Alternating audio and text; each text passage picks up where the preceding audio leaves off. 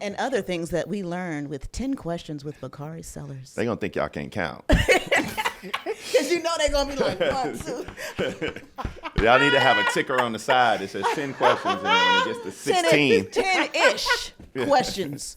10-ish questions with Bakari Sellers. Ever wonder what it takes to unlock true Black innovation and wealth creation? You're in the right place. This is From Chains to Links, where the brightest Black minds, entrepreneurs, academics, creatives, and futurists reimagine what it means to build generational wealth and a thriving Black community. We're not just talking about change, we're building it. Stick around because this conversation is about to spark something different. Hey everybody, welcome back to From Chains to Links. I am Kelly Burton, co-host of this amazing podcast. I'm here with Ifeoma Ike. Hey girl. Hey. How you doing? I'm great. And we are here with our season regular. I love it. Hey Bakari. How are you all? Welcome back. No, thank you guys for having me. It was an honor last time. I'm glad to be back. Yeah. it was super Season fun. 2 has been lit. A lot has changed since last year. Yeah. Well, that's good. That's called growth. Yeah. It's a beautiful thing. Mm-hmm. We're gonna try something different this time. Okay. We made up a game just now. It's called 10 Questions with Bakari. Okay. Ping pong style. Okay. Going back and forth. 60 seconds. We have a fake buzzer. Move on to the next person. And then we're done. All right. I'm You good game? at that. I'm good with that. All right. Kelly, you ready? You go first. Okay. Here we go. You ready? Hey, somebody got a timer? All right. We're ready to go. Question number 1. Is AI access the civil rights issue of our time? Definitely not. That's a very presumptuous kind of elite coastal thought. AI is an access issue. It's something that we have to dig deeper in and make sure that people who look like us have access to the new realm. Van Jones probably would disagree with me on this theory, but there are some more things that we have to deal with first, like access to quality healthcare, first-class education, drinking water, etc., which I would put far and above AI. Mm-hmm. What's your favorite hot sauce? Hold on. Kelly. I know I'm riffing. She like that is but not it's- on my tick. It's That is 10 not- que- 11 questions with Bakari. Okay, 11. That's fine. Texas Pete. And why? Because it's actual hot sauce. Like you probably go to the restaurant and ask for hot sauce and you use Tabasco. Nope, I use Louisiana. Oh, that's what my okay. daddy used. Yeah, but Frank's is probably better. But like Tabasco is not a hot sauce; it's a pepper sauce, and that drives me nuts. Okay, Like if what's I the ask difference you for, between a hot sauce and a pepper sauce? huh? What's the difference between a hot sauce and a pepper sauce? What's the difference between ketchup and salsa? Like those are not even the same So thing. much difference. Exactly. It's like they're Ketchup. not even the same thing. Okay, it's like not a pepper sauce. that makes hot sauce. No, no. One is more tomato paste, isn't it? Like one is more tomato based and the other one is more like habanero peppers and stuff like that. No, it's a one's a different pepper. spice. Tabasco is a pepper sauce. Hot sauce is a hot sauce. See, I'm learning so much. That was your question. One thing that needs to be disrupted for Black entrepreneurs to thrive. Access to capital. And I think that starts from institutions like the BEA, which is the Black Economic Alliance, which is an amazing group of Black execs, corporate execs, people like Tony Coles and Charles Phillips who have had that experience, people like Ken Chenault, for example, who's the CEO of American Express, utilizing their platform in C-suites to ensure that, small businesses, women-owned businesses, Black-owned businesses have access to capital. That's the most important thing that I see from my perch. Just today, I don't know when this will air, but for the purposes of this conversation today, the Fearless Fund, because of actions by the Supreme Court, et cetera, disbanded. And so I think that is a grave step backwards in terms of that battle for access to capital. Yeah. What we need to do with the Supreme Court? Well, there were a lot of us who actually said in 2016 that there were a lesser of two evils. There were a lot of us who, for some reason, did not understand that Kamala Harris, she's on my brain right now, that Hillary Clinton was far and above Donald Trump. And Donald Trump was able to put 3 justices on the United States Supreme Court. And so what do we do about the Supreme Court in the very near future is you elect Kamala Harris. And the reason why is that the next president of the United States has an opportunity to replace not only Samuel Alito, but Clarence Thomas.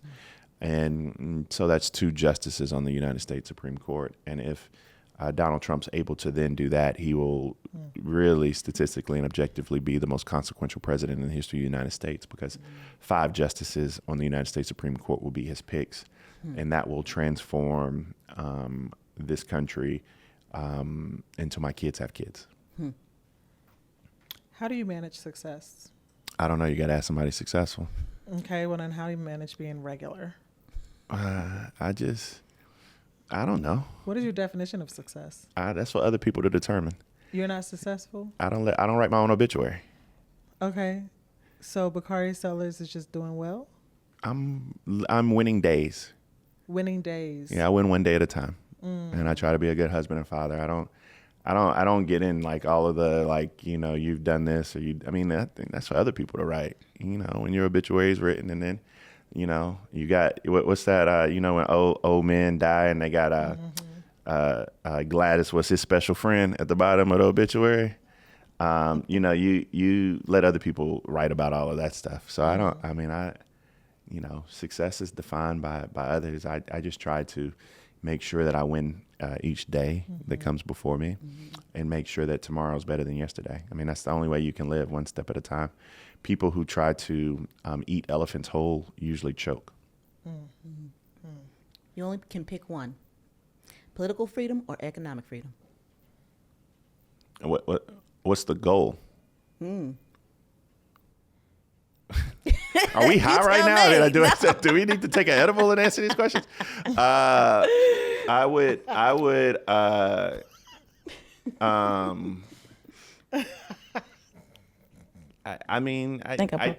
think economic freedom is probably. I don't know. It's hard to decouple them. Yeah.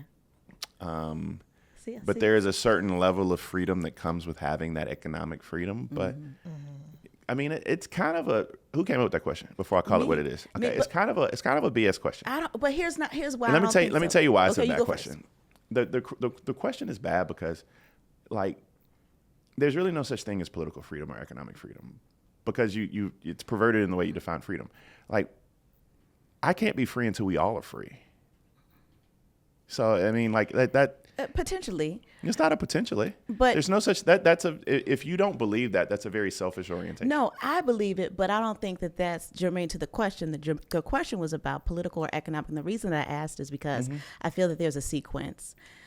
I feel that the politics exists to deliver economic outcomes, even in our country today. A lot of times we wonder why economics shows up so strongly in terms of special interests, is because in a lot of ways the politics exists to facilitate the economics. Or what if I told you that you can't move politics without that economics? I mean, you can't push the process. But I just think that, I mean, we have to figure out what we want the word freedom to be. Yeah. And I think until, like, little black kids are able to compete in a 21st century global economy, or black women aren't dying at 3 times higher rate during childbirth than white women, or black women who start small businesses at rates that far exceed their peers have access to the same capital, or even before you get to criminal justice. I mean, I just think that until we have a robust conversation about what freedom is, I just push back on the notion of your question, because I don't really think it matters when you frame it that way. One lesson you wish you knew earlier. I don't drink gin. You don't drink gin? That would be a lesson that I wish I learned earlier. Gin is a terrible alcohol. You have really, really terrible. You make terrible decisions when you drink gin. I think I'm doing really good right now. Gin leads to sin. That's it. You probably want to ask others. How do you all feel? As her voice shook. I don't live with regrets. I don't really have any regrets, so I don't know. I think all of those things are learning experiences. But I think God just orders your steps. I mean, you don't question that. You don't really question it. You end up in a really a dark area when you begin to ask, why me, you. One of the more powerful things we have, particularly as black folk, is faith, because when we got to this country, we were stripped of absolutely everything, and the only thing we had was our faith. And so I'm a big believer in faith and grace, and so I don't really have those type of regrets. I just have faith that, again, that I have the ability to manage the moment that's ahead. Your favorite political moment?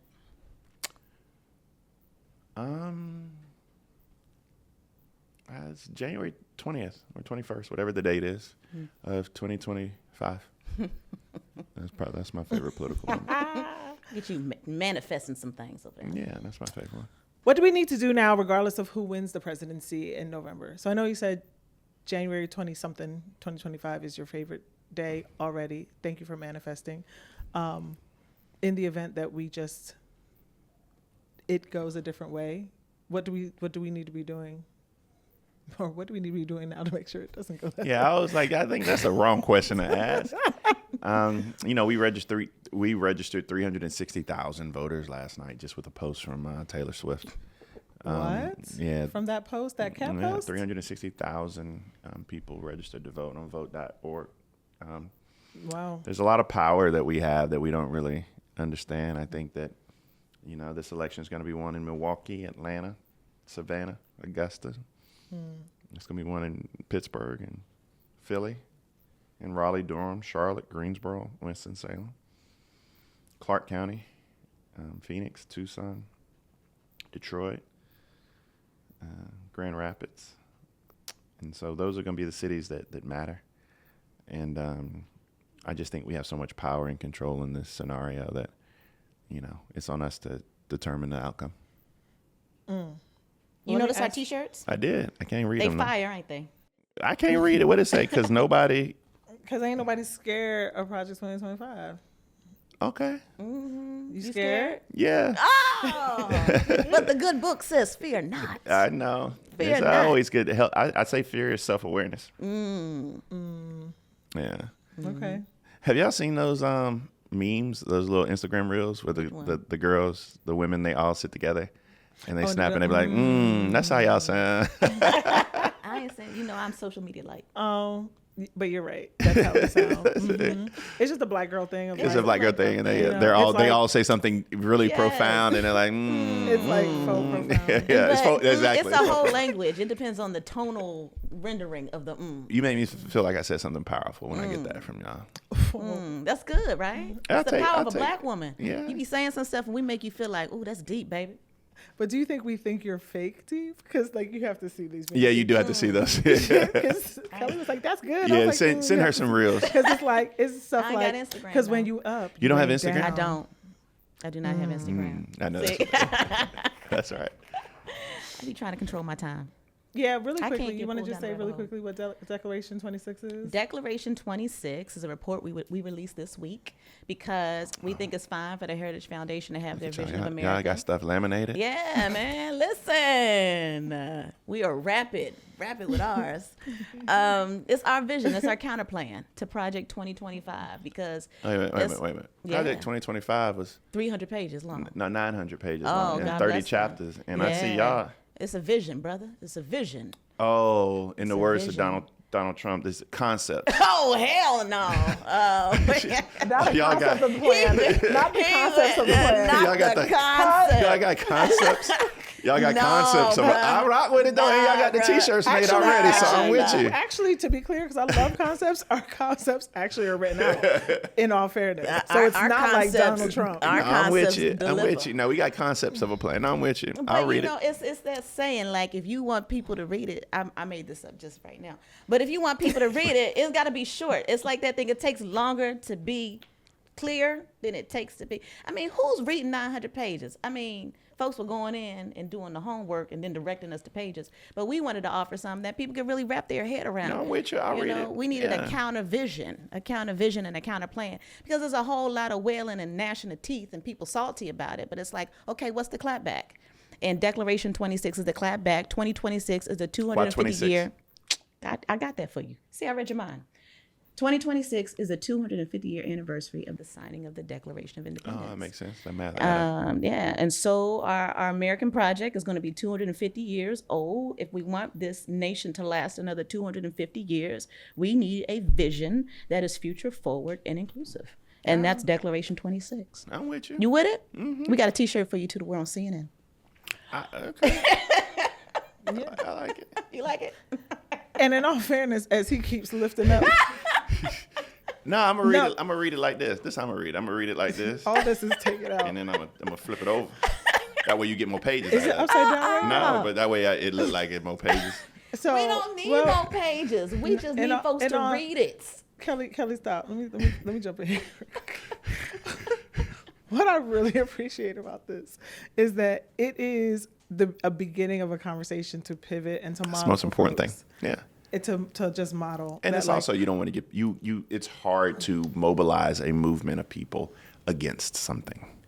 That's just not the way that movements work. You have to mobilize people around being for something. So I agree. Yeah. This is our most important question. Yes, ma'am. You know Bakari gonna say, that's not the right question. Why are you asking that question? That's the wrong question. She framed it as a... Bakari gonna say, that's the wrong question. This is the right question. Give it to him so he can say it's the wrong question. Give it to that man so he can say it's the wrong I'd question. have been kicked out the South if I was born there. So, in Jersey, we just straight fighting at this point. Put your phone away, Bakari. I know, I'm sorry. I was letting y'all gather. This is why he irregular. When you hear the phrase "the right to innovate," what does that mean to you? The right to innovate is about freedom. That right to innovate is about that freedom, and innovation is the lifeblood of this country. I mean, if you're not innovating and adapting, you're dying. And so, the unique part about that, though, is that everyone doesn't have although everyone has the capacity, people don't have the resources and tools. And so we have to, one of the best things about Kamala Harris's performance in the debate was that when I talked to her before the debate, I said that, no worries. You got this already done. I mean, this is when opportunity meets preparation. And so one of the unique things about innovation is that that's when that creativity has to meet the resources which deliver outcomes. And we're not getting to outcomes, particularly with Black and brown and poor folk, because they have the creativity, but they don't have the resources. And therefore, you can't have the output of innovation. And that's our job. Dope. There you go. Thank you for going through 36 questions with Bakari Sellers. Oh, good. I love you guys. First time. And I appreciated learning about hot sauce. I feel smarter. Yeah, for sure. Come through. You want to wrap us up before we start Yes. joking about us again and our schmedium shirts? Jen leads to sin. And other things that we learned with 10 questions with Bakari Sellers. They gonna think y'all can't count. Because they're going to be like, 1, 2. Y'all need to have a ticker on the side that says 10 questions, and then when it gets to 16. 10-ish questions. 10-ish questions with Bakari Sellers. Thank you, everybody, for joining us for this episode from Chains to Links with our series season regular, Bakari Sellers. So grateful for all the ways y'all show up for our community. Continue to follow us at blackinnovationalliance.com because we're going to continue to go deep on the questions that matter. Thanks, everybody. See y'all next time. Thanks for riding with us on today's journey. If this episode hit home, don't keep it to yourself. Share it with a friend. Visit FromChainsToLinks.com for more content and make sure to subscribe on our YouTube. Follow us on Instagram at @BuildWithBIA, and let's keep this movement growing. The road to true Black prosperity is built together, and we need you to do it.